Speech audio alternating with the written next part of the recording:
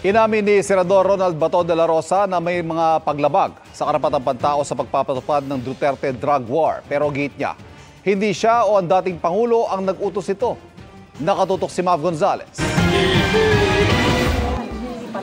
Ang arkitekto ng madugong war on drugs ni Pangulong Rodrigo Duterte, kung saan libo-libo ang naitalang napatay, umamin ngayon na nagkaroon ng mga human rights violations sa pagpapatupad ito. Pero giit ni Senador Ronald Bato de la Rosa, hindi niya ito utos at hindi rin utos ni dating Pangulong Duterte. Aminado tayo dyan na mayroong mga kaso na talaga na-violate yung right ng tao.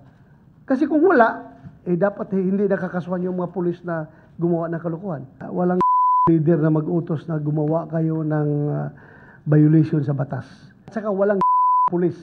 Unless of course na merong sariling motive yung pulis na nasa isip niya. Hindi raw dadalo si De La Rosa sa investigasyon ng Kamara sa war on drugs dahil sa interparliamentary courtesy. Ito yung tradisyon kung saan hindi makikialam ang Senado at Kamara sa trabaho ng isa't isa. If they have the goods, they have the evidence, then why not file in court right away? For me, I find it useless to attend. Dahil masasayang lang yung oras natin at pabalik-balik lang yung tanong, pabalik-balik ang sagot.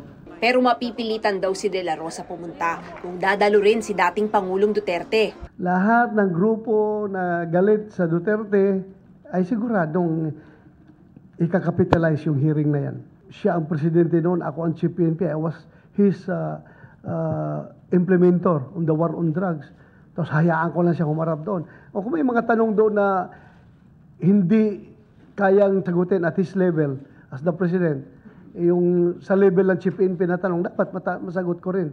Sa isang pahayag ni dating presidential spokesperson Harry Roque, nagpasabi na raw si Duterte na hindi siya dadalo sa pagdinig pero handang humarap sa korte.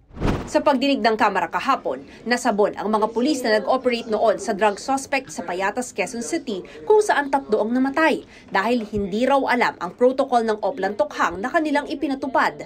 Ano po ba ang protocol na gagawin sa Oplan or Project Tokhang, which is differentiated from Oplan Double Barrel?